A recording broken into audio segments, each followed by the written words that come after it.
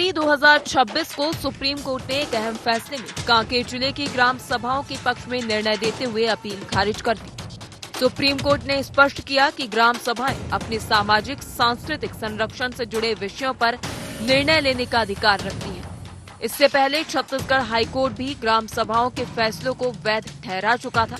मामला तब चर्चा में आया जब कांकेर जिले की कई ग्राम पंचायतों ने गांवों में बाहरी धर्म प्रचारकों के प्रवेश पर प्रतिबंध से जुड़े बोर्ड लगाए थे। अब सुप्रीम कोर्ट के फैसले के बाद इसे आदिवासी स्वशासन, ग्राम स्वायत्तता और पारंपरिक अधिकारों की बड़ी जीत माना जा रहा है।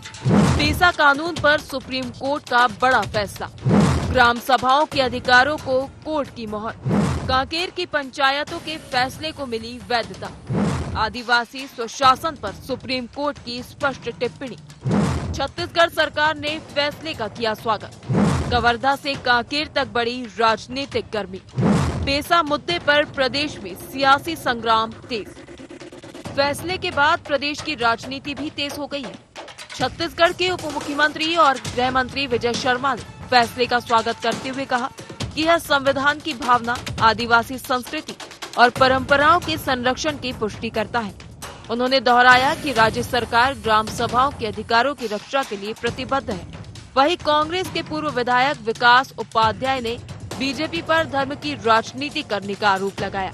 उनका कहना है कि कवर्धा से कांकेर तक धर्म से जुड़े मुद्दों को राजनीतिक टूल की तरह इस्तेमाल किया जा रहा है। इधर बीजेपी विधायक और पूर्व मंत्री अजय चंद्राकर ने खुलकर कहा कि अगर धर्म का प्रचार करना है तो सार्वजनिक रूप से किया जाए, गुपचुप तरीके से घरों में जाकर क्यों।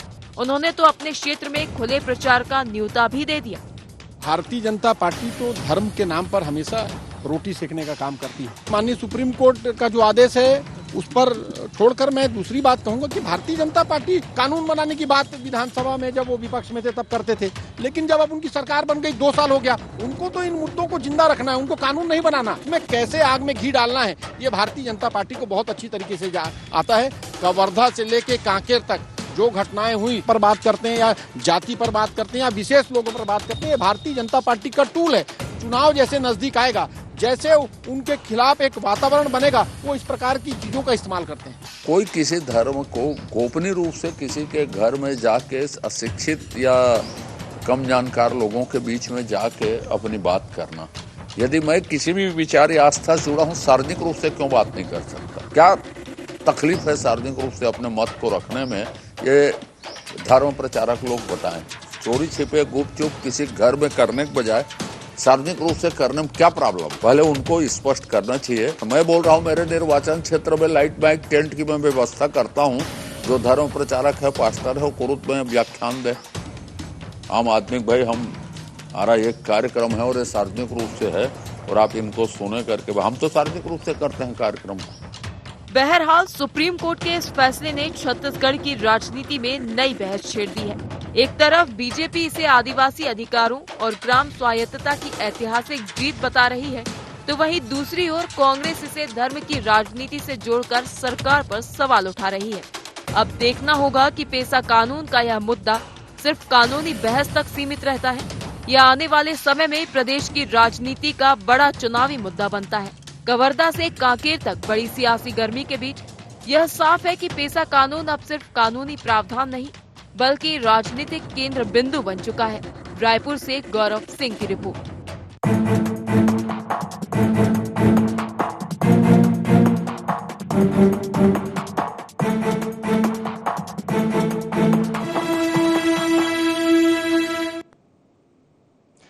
नमस्कार, गोहार छत्तीसगढ़ पेसा पर सियासी संग्राम में आपका स्वागत है और मैं हूं आपके साथ खुशी व्यास। तो देखिए, सुप्रीम कोर्ट के पेसा कानून पर आए बड़े फैसले के बाद छत्तीसगढ़ की राजनीति एक बार फिर से गर्मा चुकी है।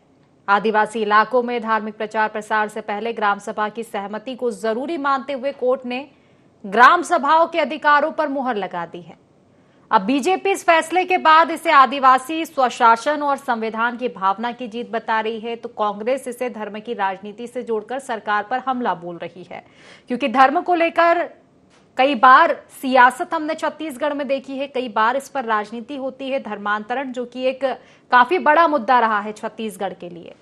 तो इस पर सियासत पहले से चली आ रही थी। अब ये कोर्ट ने फैसला सुना दिया है और एक बार फिर से कांग्रेस ने तंज कसा है बीजेपी पर कि बीजेपी को एक बार फिर से मौका मिल चुका है धर्म के नाम पर राजनीति करने का। हालांकि बीजेपी का कहना है कि कहीं ना कहीं ये आदिवासी की जीत है, कांग्रेस इसे कैसे भी देखे।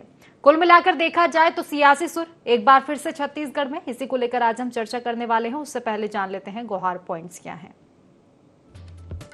सुप्रीम कोर्ट के फैसले का प्रदेश में कितना होगा असर?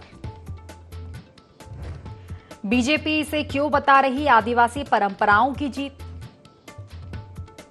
ग्राम सभाओं को अधिकार मिलने से कितना मजबूत होगा सामाजिक संतुलन?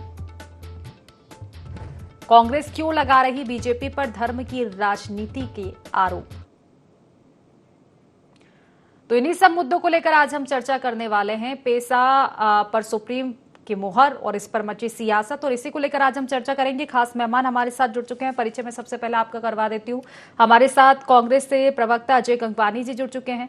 बीजेपी से हमारे साथ प्रतिक्रिया रखेंगे आलोक सोनी जी। जल्द ही हमारे साथ वरिष्ठ पत्रकार गंगेश द्विवेदी जी भी जुड़ेंगे। फिलहाल आप दोनों मेहमानों का बहुत बहुत स्वागत है इस खास चर्चा में। चर्चा की शुरुआत गंगवानी जी आप ही से करना चाहूंगी, क्योंकि फैसला सुप्रीम कोर्ट ने दिया है, निशाना आपका बीजेपी पर है और एक बार फिर से आरोप वही कि धर्म के नाम पर राजनीति करने की पुरानी आदत बीजेपी की बनी हुई है और एक बार फिर से राजनीति हो रही है।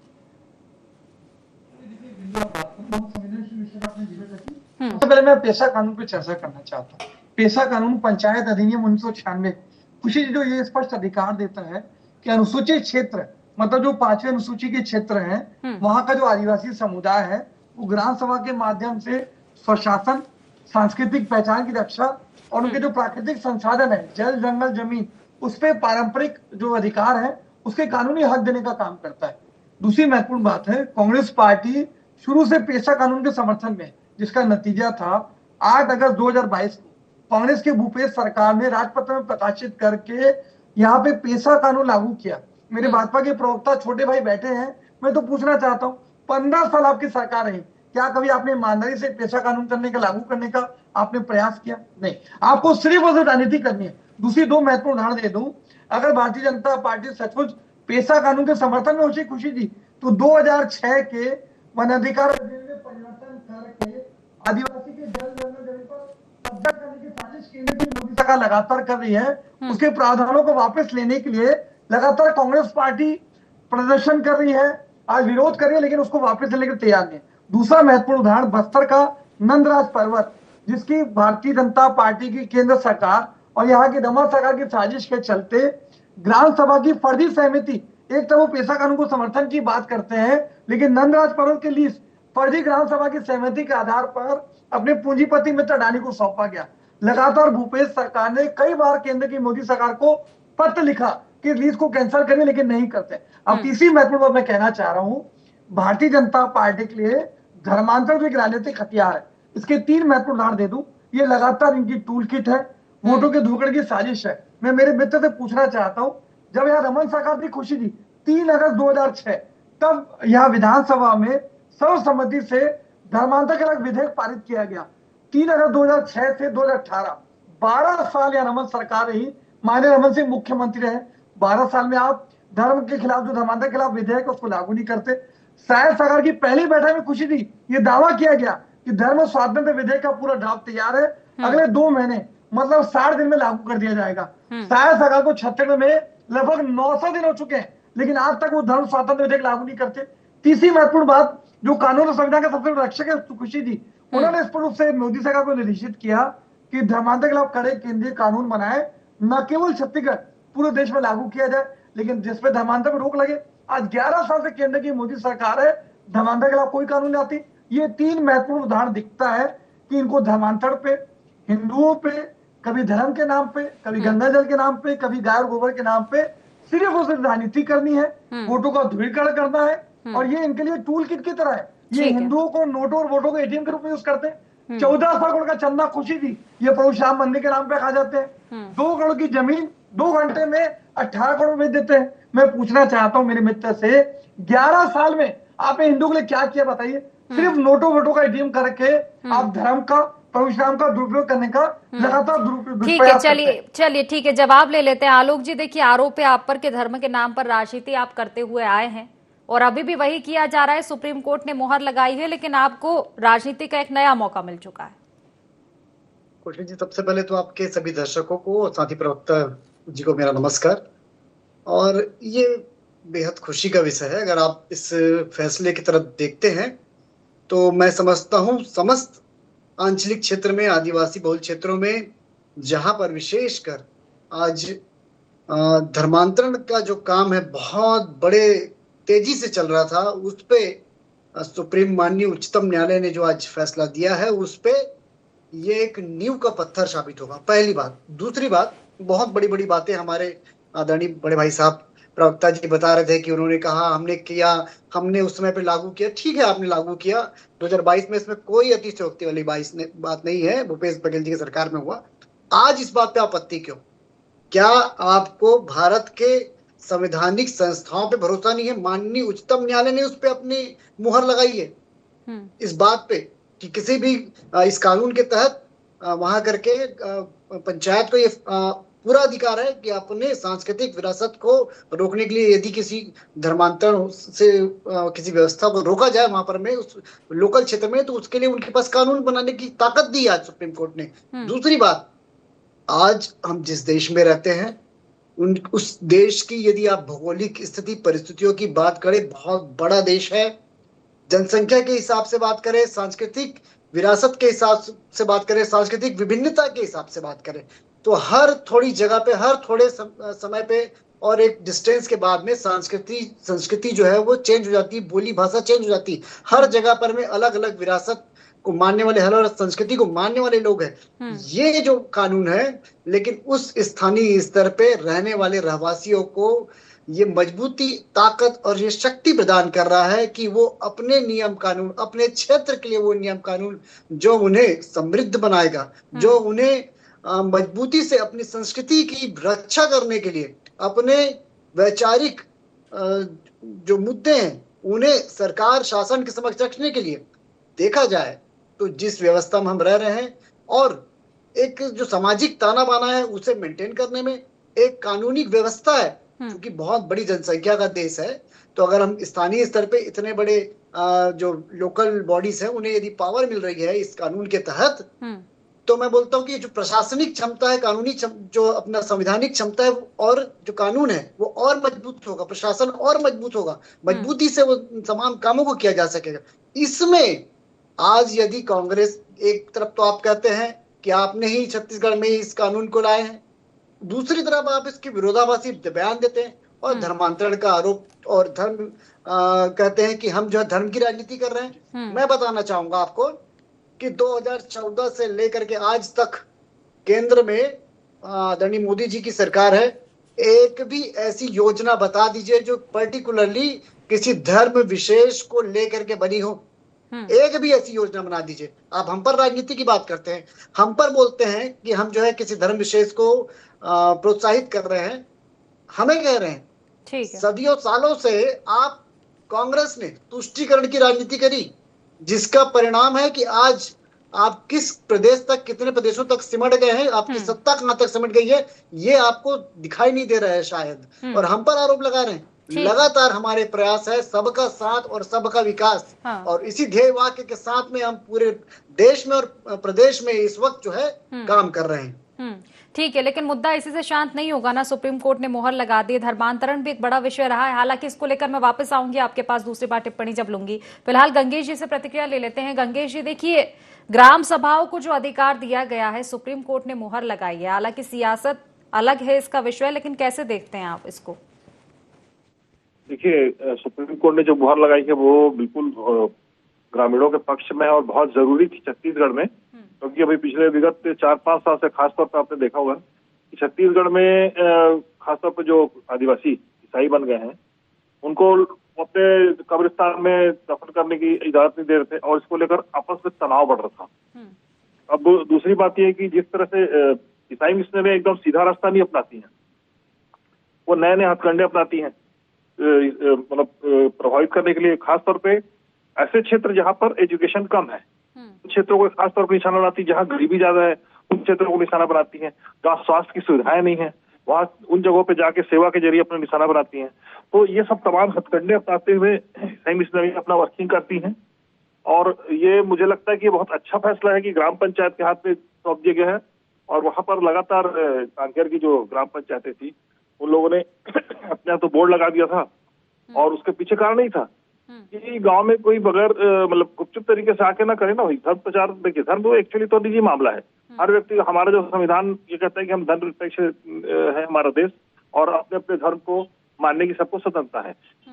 बहुत से लोग ऐसे भी हैं देश में जो एक से अधिक धर्म को मानते हैं, सारे धर्म के प्रति आदर भाव रखते हैं और सारे धर्म को आदर भाव रखना ही इस देश के संविधान का संदेश है कि आप किसी के प्रति अनादर मत करें। लेकिन अगर कोई जबरिया किसी धर्मांतर करा रहा है या बहला फुसला के धर्मांतर करा रहा है तो उस पर कंट्रोल होना चाहिए। और खास तौर पे चूंकि गांव जो है एक सबसे छोटी इकाई होती है हमारे व्यवस्था की, अपने कहना चाहिए देश की व्यवस्था की, तो उनको ये स्पष्टता देना एक बहुत जरूरी था क्योंकि इसको लेकर लगातार न केवल बस्तर क्षेत्र में और क्षेत्रों में जो है आपसी सौहार्द खराब हो रहा था। और चूंकि उस क्षेत्र में बहुत सारी जगहों पे गांव वालों ने भी मना किया और चूंकि उनके तरीके अलग रहते हैं, उनके पास धन की ताकत रहती है, संगठन उनके साथ तो चलता है, विदेशी फंड आते हैं उनके पास, तो उन सबको रोक पाने में चूंकि गांव छोटी इकाई होती है तो वो सक्षम नहीं हो पाते थे। लेकिन चूंकि जब ये सुप्रीम कोर्ट ने जब इससे मुहर लगा दिया है अब एक कानूनी ताकत मिल गई है और इस ताकत के जरिए अगर रोकते हैं तो इसमें कोई बुराई नहीं है। हाँ, ये है कि इसका दुरुपयोग नहीं होना चाहिए और इससे मुझे लगता है कि जो इन क्षेत्रों में इस तरह की जो आपसी झड़प हो रही थी लगातार पिछले 3 से उसमें विराम लग पाएगा, मुझे ऐसा लगता है। निश्चित ही विराम लग पाएगा अगर दुरुपयोग ना हो। ये आपने बिल्कुल सही बात कही। फिलहाल गंगवानी जी से प्रतिक्रिया ले लेते हो। गंगवानी जी, जो फैसला आया है उसका स्वागत है या विरोध है? क्योंकि धर्मांतरण के खिलाफ तो आप भी हैं, बीजेपी भी है, बल्कि पूरा छत्तीसगढ़ है। पूरा छत्तीसगढ़ परेशान है, बड़ी समस्या है छत्तीसगढ़ के लिए। और गुपचुप तरीके से जो धर्मांतरण की प्रक्रिया होती थी, बहलाया फुसलाया जाता था, उस पर तो कहीं ना कहीं रोक लगनी है। इससे फिर इतना विरोध हो रहा है या स्वागत कर पा रहे हैं? समस्या कहाँ हो रही है? ये 2 चीजें स्पष्ट कर दूं। मेरे छोटे भाई अभी झूठ अफवाह फैलाने का प्रयास करते हैं। पहला पक्ष में स्पष्ट कर दूं, माननीय सुप्रीम कोर्ट के निर्णय का पूरी कांग्रेस पार्टी दिल से स्वागत करती है। ये हमारी नियत नीति मंशा तो स्पष्ट थी, लेकिन महत्वपूर्ण बात स्पष्ट कर दूं, पूरे देश में जो पेशा कानून पंचायत अधिनियम 1996 हमारी कांग्रेस की सरकार ने लागू किया था। हमारे पीवी नरसिम्हा राव उस समय प्रधानमंत्री थे। भूरिया कमेटी की रिपोर्ट के आधार पर कांग्रेस पार्टी ने ही पंचायतों को ज्यादा मजबूत करने के लिए ग्राम सभा के माध्यम से उनको स्वशासन का अधिकार दिया था। तो विरोध की तो दूसरी बात ही नहीं है। दूसरी महत्वपूर्ण बात है, छत्तीसगढ़ की बात करूं, 2000 में छत्तीसगढ़ राज्य बना। 9 अगस्त 2022 को विश्व आदिवासी दिवस के दिन माननीय भूपेश बघेल जी ने छत्तीसगढ़ में पेशा कानून लागू किया। ये दोनों निर्णय इस बात का प्रमाण है कि कांग्रेस पार्टी पेशा कानून के समर्थन में। आज हम लोग जो विरोध कर रहे हैं पेशा कानून के आधार पर, यहाँ छत्तीसगढ़ की शायद सरकार, भाजपा के वरिष्ठ नेता चाहे अजय चंद्राकर जी अलग लोग हो, ये धर्मांतर पर राजनीति करने का प्रयास कर रहे हैं। मेरे छोटे भाई कह रहे हैं कि हमको विरोध सुप्रीम कोर्ट का नहीं है। कांग्रेस पार्टी ने कानून और संविधान का हमेशा सम्मान किया है। हम तो कानून को बचाने की लड़ाई लड़ रहे हैं, संविधान को बचाने की लड़ाई लड़ रहे हैं, लोकतंत्र को बचाने की लड़ाई लड़ रहे हैं। ये तो केंद्र की मोदी सरकार है जो लगातार संविधान को, लोकतंत्र को, अपने जो संवैधानिक संस्था है उनके दुरुपयोग करके कुचलने का प्रयास कर रहे हैं। दूसरी महत्वपूर्ण बात मैं कह रहा हूं, एक तरफ ये दावा कर रहे हैं कि हम आदिवासी समर्थक हैं। मैं आपको 4 महत्वपूर्ण उदाहरण दे दूं। भैया आप आदिवासी समर्थक हैं, 2 दिसंबर 2023 ये आरक्षण संशोधन विधेयक 3 साल से राजभवन में रखा है। अगर आप सचमुच अनुसूचित क्षेत्र के आदिवासियों के समर्थक हैं, डबल इंजन की सरकार है, आप इसको क्यों पारित नहीं करते? पहली महत्वपूर्ण बात, बस्तर में नगरदा प्लांट है, 20,000 करोड़ रुपए एनएमडीसी का लगा हुआ है। अनुसूचित क्षेत्र आदिवासियों की भावनाएं उससे जुड़ी है, फिर भी आप उसके निजीकरण की साजिश करते हैं। अभी तक वो दीपम की सूची में मौजूद है। तीसरी महत्वपूर्ण बात है, आप नक्सलवाद की राजनीति कर रहे हैं। मैं पूछना चाहता हूँ, बेलेडेला 1A 1B अपने पूंजीपति मित्र आर्सेनल मित्तल को 50 साल के लिए, बेलेडेला 1C रूंगटा स्टील को 50 साल के लिए, कांकेर के हालती खदान 50 साल के सागर स्टोन के लिए। तो आदिवासी हित कहाँ है? ये तो बस्तर के जो संसाधन है, संपत्तियां हैं, खदानें हैं, अपने पूंजीपति मित्रों को सौंपने की साजिश जो षड्यंत्र कर रहे हैं आप लोग। मैंने स्पष्ट रूप से कहा कि 2006 के वनाधिकार अधिनियम में परिवर्तन करके आदिवासी की जमीन पर कब्जा करने की साजिश करते हैं। ये वही भारतीय जनता पार्टी है जो आदिवासी की जमीन को टाटा को सौंप देती है। हमारे भूपेश सरकार ने जो आदिवासियों की 4200 एकड़ जमीन थी, देश के इतिहास में पहली बार टाटा से लेकर आदिवासी को लौटाई। 4,84,000 वनाधिकार पट्टे देके पूरे देश में पहले स्थान पे। ये मात्र 7 नवंबर खरीदते थे, हमने बढ़ा के 62 किया। पूरे देश में नंबर वन खरीदी वनोपज छत्तीसगढ़ में हो रही थी। हमारे भूपेश सरकार ने आदिवासियों के हित में निर्णय लिए, पेशा कानून लागू किया। आप मुझे बता दें 2.5 साल हो गया है, एक भी निर्णय आपने पेशा कानून को लागू करने के लिए लाया हो, आदिवासी के हित में लिया हो। मैं तो खुली चुनौती देता हूँ कुछ ही चैनल पे, ये दोनों क्षेत्र देख लीजिए भैया। अगर धर्मांतर के खिलाफ है, छत्तीसगढ़ के इतिहास में सबसे बड़ी चंगाई सभा रमन सरकार के कार्यकाल में गौसमन में हुई थी। 30,000 से ज्यादा भीड़ आई। इनके वरिष्ठ मंत्री लगातार जो रामकुंड की प्रार्थना सभाओं में जाए जाते थे। आज मोदी जी और केंद्र की मोदी सरकार भाजपा के दोनों क्षेत्र देखिए, एक तरफ हिंदू मुस्लिम की राजनीति करते हैं, अल्पसंख्यकों पर आक्रमण करने की जवाब बात ले करते लेते हैं आलोक जी से दूसरी इसी तरफ का। चंगाई सभा का आयोजन करते हैं। ठीक है आलोक जी, आपकी पहल क्या है, आपकी उपलब्धियां क्या है? क्योंकि पेशा कानून को लेकर तो कह दिया अजय जी ने कि वो उसके खिलाफ है भी नहीं, सुप्रीम कोर्ट का फैसला है उसके खिलाफ भी नहीं है, लेकिन आप पर यह आरोप है कि राजनीतिक रोटियां कहीं ना कहीं इसकी आड़ में सेक रहे हैं। धर्मांतरण को लेकर देखिए, ठीक है धर्मांतरण पर कंट्रोल होगा इस फैसले से, वो ठीक बात है, लेकिन पक्का इसका इलाज किया कब जाएगा? धर्मांतरण कानून लागू ही नहीं हो पा रहा है छत्तीसगढ़ में, अब तो सरकार भी आपकी है। देखिए, आपने सुना होगा हमारे आदरणीय प्रवक्ता जी ने बड़े समझदारी से और चतुराई से ये जो आरोप है भारतीय जनता पार्टी के ऊपर में डाल दिया कि भारतीय जनता पार्टी की सरकार ने धर्मांतरण पे कानून क्यों नहीं लाया। मैं पूछना चाहता हूँ, 5 वर्ष आपका भी शासन था, आपने क्या किया धर्मांतरण को कानून बनाने को लेकर के? आपने क्या? नहीं, उन्होंने नहीं किया, उन्होंने झूठे वादे किए, तभी जनता आपको लेकर आई है ना। वही वो अब आपको लेकर आई है आलोक जी। आप एक तरफ वो आप कहते हैं कि हम जो है वो एक धर्म विशेष के लिए काम कर रहे हैं, दूसरी तरफ आप उसके लिए कोई कानून नहीं बनाते हैं। तुष्टीकरण की राजनीति कौन कर रहा है? तुष्टीकरण की राजनीति कौन कर रहा है? दूसरा, अगर आज माननीय उच्चतम न्यायालय ने इस पे अपनी मुहर लगा दी है और हमारे आदिवासी भाई बंधुओं को अपने हक में फैसला लेने का अधिकार मिल रहा है, आज बार बार आप तमाम चैनलों पर में ऐसे मुद्दे लेकर के आते हैं, चाहे राष्ट्रीय स्तर पे कहूं या प्रादेशिक स्तर पे, कांग्रेस पार्टी की लगभग लगता है मजबूरी हो गई कि हर उस अच्छी पहल का, हर उस अच्छी बात का विरोध करना जो जनता के हित में हो। ये राजनीतिक मजबूरी से नजर आ रही है मुझे। ठीक है आलोक जी, एक चीज मैं क्लियर करना चाहती हूँ, विरोध नहीं किया जा रहा है। उनका कहना यह है कि ये पहल तो ठीक है, लेकिन इसके अलावा धर्मांतरण को लेकर पक्का कानून कब आ रहा है? देखिए वो लागू कब हो पाएगा? ठीक है, कांग्रेस ने नहीं किया, आपकी सरकार पहले की, अब फिर से है। उस पे भी बात करूंगा। देखिए, एक तरफ तो ये कह रहे हैं कि हमने छत्तीसगढ़ में पेशा कानून हमारे शासन काल में हुआ। भैया, पेशा कानून जब सबसे पहले तो कांग्रेस की सरकार थी यहाँ पर में छत्तीसगढ़ में, जब छत्तीसगढ़ राज्य बना तब आपने क्या किया था? इसके अलावा क्या और प्रदेशों में आपके जहाँ पर में आदिवासी बहुल राज्य जहाँ पर में पेशा कानून लागू नहीं हुआ था, तब आपने क्या वहां पर में इनिशिएटिव लिया? तो ये इस तरह के जो आरोप प्रत्यारोप की राजनीति इस वक्त दिख रही है ना कांग्रेस की, तथ्यहीन की खबरों में सिस्टम पे अपने आप के वजूद को बचाने की ये नजर आ रही है। आप बार बार बोलते हैं कि अडानी अंबानी के साथ में क्या आप राजस्थान में काम नहीं कर रहे, आपकी सरकार कर्नाटक में काम नहीं कर रही है, बयानबाजी करेंगे इस कानून से यदि मजबूती मिली है। आप कहते हैं कि आदिवासी मैंने सुना था गंगवानी जी, अब आप मुझे सुन लीजिए, आदिवासियों का हक चला जाएगा, तो ये आज कानून उन्हें मजबूती प्रदान कर रहे हैं। वो अपनी ग्राम सभा देखिए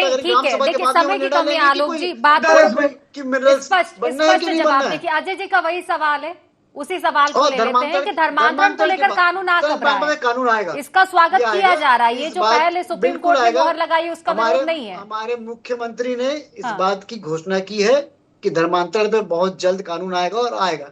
इस बात को मैं आपके चैनल के माध्यम से कह रहा हूँ। नहीं तो अच्छा है कि आना चाहिए, अगले चुनाव तक वो मुद्दा ना बने, अगले चुनाव तक वो फिर से घोषणा पत्र में ना हो, क्योंकि सरकारें आती है चली जाती है। धर्मांतरण ऐसी बड़ी समस्या है जिसको लेकर दावे ही किए जाते हैं। ठीक है, सरकार किसी की भी हो। फिलहाल समय की कमी है, समय की कमी का अंतिम प्रतिक्रिया गंगेश जी से लूंगी मैं। गंगेश जी, निश्चित तौर पर धर्मांतरण पे कानून लाना बेहद जरूरी है, क्योंकि खासतौर पे छत्तीसगढ़ में आप कांग्रेस के शासनकाल को छोड़ दीजिए, कांग्रेस को तो हमेशा हम मानते हैं कि कांग्रेस सामान्यतः अल्पसंख्यकों की राजनीति करती है, लेकिन मुख्य रूप से भाजपा जो है हिंदुओं की राजनीति करती है और हिंदुओं के पक्ष को लेकर वो हमेशा अपनी बातें करते हैं। और धर्मांतरण कानून नहीं लाया गया इस वजह से बड़े पैमाने पे, देखिए जो मुख्यमंत्री हैं अभी हमारे प्रदेश के, उन्हीं के क्षेत्र में सबसे अधिक धर्मांतरण हुआ है। उन्हीं के यहाँ बड़े बड़े चर्च बने हुए हैं। उन्हीं के क्षेत्र में जाओ तो लगता नहीं कि अपन छत्तीसगढ़ में रहे या किसी क्रिश्चियन सोसाइटी वाले एरिया में आ गए, इस तरह का माहौल दिखाई देता है। तो इसको लेकर निश्चित तौर पर जागरूक होना चाहिए। और सबसे बड़ी बात यह कि जिन लोगों को बनाया जाता है निशाना, ऐसे लोगों को निशाना बनाते हैं लोग जो कम पढ़े लिखे हैं, जिनके पास सुविधाएं नहीं है, जो बहुत खासतौर से आदिवासियों को लेकर लोग हिंदू धर्म दूसरे धर्म बांटे पड़ा करते हैं।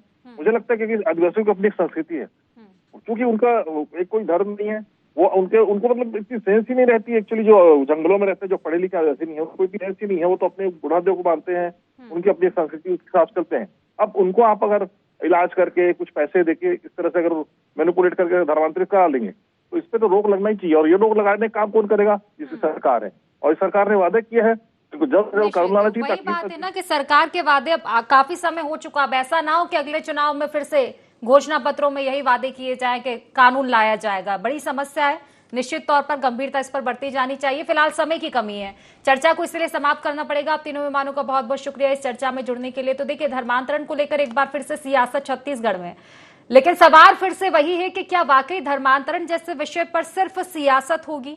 सरकारें आएंगी चली जाएंगी, धर्मांतरण को लेकर दावे किए जाएंगे कि कठोर कानून लाया जाएगा, लेकिन कब? बीजेपी की सरकार आई है, दावा किया गया था, आधा समय बीत चुका है, अभी भी कहा जा रहा है कि कानून आएगा, लेकिन कब?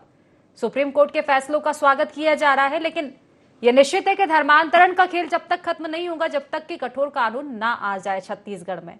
अब यह निश्चित ही देखने वाली बात होगी कि सियासत तो हो रही है, लेकिन क्या सियासत का कुछ निष्कर्ष निकल पाएगा और वाकई धर्मांतरण के खिलाफ कोई कठोर कानून आ पाएगा? तो फिलहाल गुहार छत्तीसगढ़ में इतना ही। आप बने रहिए IND 24 के साथ। नमस्कार।